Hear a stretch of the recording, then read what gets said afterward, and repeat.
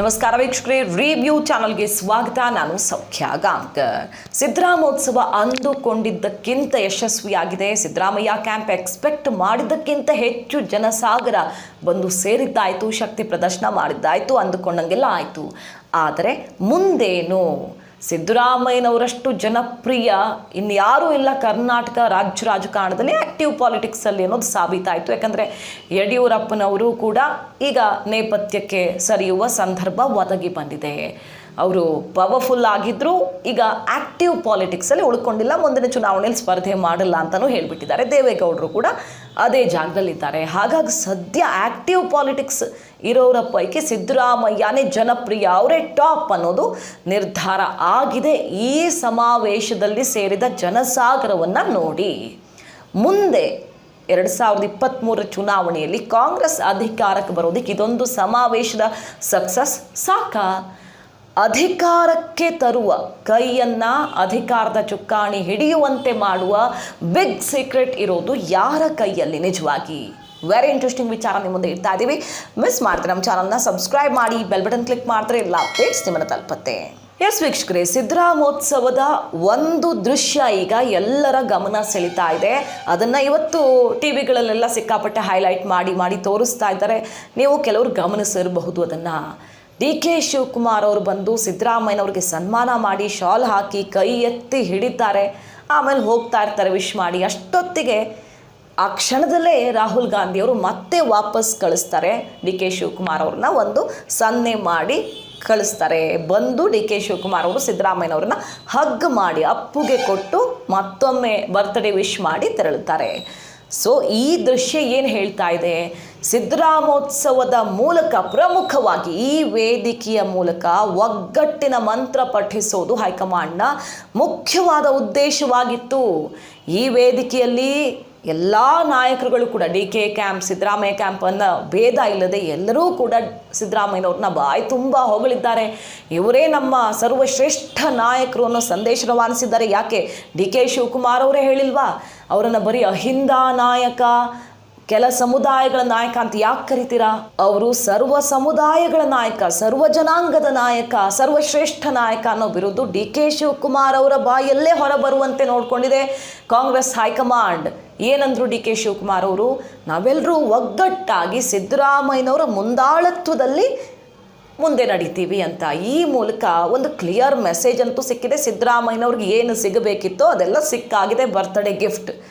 ಆದರೆ ಈ ಒಗ್ಗಟ್ಟಿನ ಪ್ರದರ್ಶನ ಹೀಗೆ ಮುಂದುವರಿಯಲಿದೆಯಾ ಅನ್ನೋದಿರೋ ಪ್ರಶ್ನೆ. ಯಾಕಂದರೆ ಹೈಕಮಾಂಡ್ ಅಂದುಕೊಂಡಿದ್ದು, ಪಕ್ಷದ ಒಳಗಡೆ ಎಲ್ಲರೂ ಅಂದುಕೊಂಡಿದ್ದು ಎಲ್ಲ ನಡೆದಿದೆ. ವೇದಿಕೆ ಮೇಲೆ ಸಿದ್ದರಾಮೋತ್ಸವ ಎಲ್ರಿಗೂ ಬೇಕಾಗಿತ್ತು.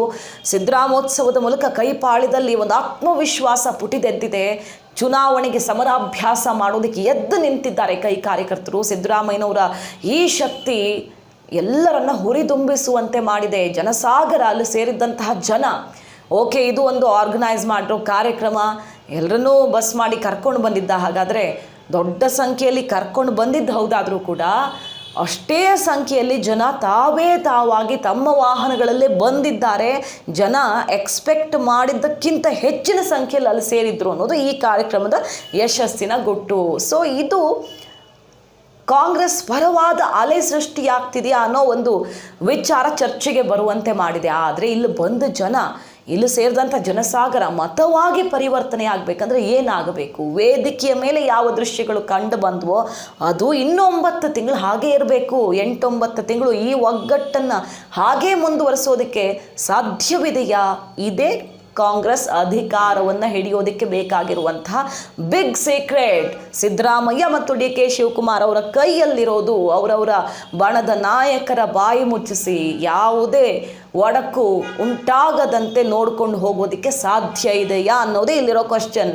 ಅದಕ್ಕೆ ಕುಮಾರಸ್ವಾಮಿ ಅವರು ತುಂಬ ಚೆನ್ನಾಗಿ ಹೇಳಿದ್ರು, ಕೈ ಹಿಡಿಯೋದು ಏನು ಬಂತು, ನನ್ನ ಕೈನೂ ಹಿಡಿದಿರ್ಲಿಲ್ವಾ ಅವತ್ತು, ಹೀಗೆ ಕೈ ಎತ್ತಿ ಹಿಡಿದಿದ್ರು, ಕೊನೆ ಕೈ ಕೊಟ್ರಲ್ಲ, ಅದೇ ಥರ ಆಗ್ಬೋದು, ಬನ್ನಿ ನೋಡೋಣ, ಇನ್ನೂ ಟೈಮ್ ಇದೆ ಅಂತ ಟಾಂಗ್ ಕೊಟ್ಟರು HD ಕುಮಾರಸ್ವಾಮಿ ಅವರು. ಇಲ್ಲಿ ಸಿದ್ದರಾಮೋತ್ಸವದ ಮೂಲಕ ಬರೀ ಸಿದ್ದರಾಮಯ್ಯನವರ ಶಕ್ತಿ ಅಲ್ಲ, ಕಾಂಗ್ರೆಸ್ನ ಶಕ್ತಿ ಕೂಡ ದುಪ್ಪಟ್ಟಾಗಿದೆ. ಸಿದ್ದರಾಮಯ್ಯನವರು ಕಾಂಗ್ರೆಸ್ಗೆ ಬಲ ಅನ್ನೋದ್ರಲ್ಲಿ ಎರಡನೇ ಮಾತೇ ಇಲ್ಲ. ಮೋದಿ ಹೇಗೆ BJPಗೆ ಅನಿವಾರ್ಯ ಅನ್ನೋ ಥರ ಆಗಿದೆಯೋ ಅದೇ ರೀತಿ ಕರ್ನಾಟಕ ಕಾಂಗ್ರೆಸ್ಗೆ ಸಿದ್ದರಾಮಯ್ಯ ಅನಿವಾರ್ಯ ಅನ್ನೋದು ಅವ್ರಿಗೆ ಬಿದ್ದಂಥ ಜಯಘೋಷದಲ್ಲಿಯೇ ಸಾಬೀತಾಗಿಬಿಟ್ಟಿದೆ. DK ಶಿವಕುಮಾರ್ ಎಲ್ಲ ನಾಯಕರ ರಾಜ್ಯ ನಾಯಕರ ಹೆಸರನ್ನು ಕೂಗಿ ಹೇಳ್ತಾ ಇದ್ರೆ, ಸಿದ್ದರಾಮಯ್ಯನವರ ಹೆಸರು ಬಂದಾಗ ಯಾವ ರೀತಿ ಅಲ್ಲಿ ಆವೇಶ, ಅಬ್ಬರ, ಅಭಿಮಾನಿಗಳ ಕೇಕೆ ಚಪ್ಪಾಳೆ ಪ್ರತಿಧ್ವನಿಸ್ತು, ಮುಗಿಲು ಮುಟ್ಟಿತು ಅನ್ನೋದನ್ನು ನಾವು ಗಮನಿಸಿದ್ದೀವಿ. ಇದು ಕರ್ನಾಟಕದ ಮಟ್ಟಿಗೆ ಪಕ್ಷಾತೀತವಾಗಿ ಯಾವುದೇ ಕಡೆ ಹುಡ್ಕೋಕೆ ಹೋದರೂ ಸಿದ್ದರಾಮಯ್ಯ ಆ್ಯಕ್ಟಿವ್ ಪಾಲಿಟಿಕ್ಸಲ್ಲಿರುವಂತಹ ಏಕೈಕ ಜನಪ್ರಿಯ ನಾಯಕ ಅನ್ನೋದನ್ನು ಸಾಬೀತು ಮಾಡಿದೆ. ಯಾಕಂದರೆ ಸಿದ್ದರಾಮಯ್ಯನವ್ರನ್ನ ಬಿಟ್ಟರೆ ಈಗ ಯಡಿಯೂರಪ್ಪನವರು, ದೇವೇಗೌಡರು, ಬೇರೆ ಮಾಸ್ ಲೀಡರ್ಸ್ ಆ್ಯಕ್ಟಿವ್ ಪಾಲಿಟಿಕ್ಸಲ್ಲಿ ಉಳ್ಕೊಂಡಿಲ್ಲ. ಹಾಗಾಗಿ ಸಿದ್ದರಾಮಯ್ಯನವ್ರನ್ನ ಒಪ್ಪಿಕೊಳ್ಳಲೇಬೇಕಾದ ಅನಿವಾರ್ಯತೆ ಕಾಂಗ್ರೆಸ್ನ ಒಳಗಡೆ ಸೃಷ್ಟಿಯಾಗಿದೆ. ಸೊ ಈ ಎಲ್ಲ ವಿಚಾರಗಳಿಂದ ಸಿದ್ದರಾಮಯ್ಯನವರು ಖಂಡಿತವಾಗಿಯೂ ಕಾಂಗ್ರೆಸ್ಗೆ ಬಲವೇ. ಆದರೆ ಸಿದ್ದರಾಮಯ್ಯನವರೇ ಕಾಂಗ್ರೆಸ್ನ ವೀಕ್ನೆಸ್ ಕೂಡ ಆಗಿದ್ದಾರೆ ಕೆಲವು ವಿಚಾರಗಳಲ್ಲಿ. ಯಾವ ವಿಚಾರಗಳಲ್ಲಿ? ಸಿದ್ದರಾಮಯ್ಯ ನಾಯಕತ್ವದ ಬಗ್ಗೆ ಸ್ಪಷ್ಟತೆ ಸಿಗ್ತಾ ಇದ್ದ ಹಾಗೆ ಒಕ್ಕಲಿಗರು ಸಿಡಿದೇಳ್ತಾರೆ.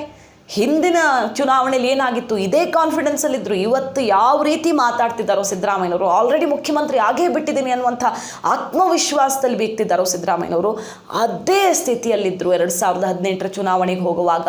ತನ್ನ ಭಾಗ್ಯಗಳ ಸರಣಿ ಖಂಡಿತವಾಗಿಯೂ ಕೈ ಹಿಡಿಯುತ್ತೆ ಅನ್ನೋ ಕಾನ್ಫಿಡೆನ್ಸಲ್ಲಿ ಮತ್ತೊಮ್ಮೆ CM ಆಗುವಂತಹ ನಿರೀಕ್ಷೆಯಲ್ಲಿ ಹೋದರು. ಆದರೆ ಹಿಂದೂ ವಿರೋಧಿ, ಒಕ್ಕಲಿಗ ವಿರೋಧಿ, ಲಿಂಗಾಯತ ವಿರೋಧಿ ಹಣೆಪಟ್ಟಿಗಳು ಅವ್ರಿಗೆ ಭಾಗ್ಯಗಳ ಫಲ ಸಿಗೋದಕ್ಕೆ ಸಿಗಲೇ ಇಲ್ಲ ಅನ್ನೋದನ್ನು ನಾವು ನೆನಪು ಮಾಡ್ಕೊಳ್ಬಹುದು. ಈಗ ಹಾಗೆ ಆಗ್ಬಿಡತ್ತಾ? ಅದಲ್ಲ ಪ್ರಶ್ನೆ. ಈಗ BJP ಇರೋದು ಆಡಳಿತ ಪಕ್ಷವಾಗಿ.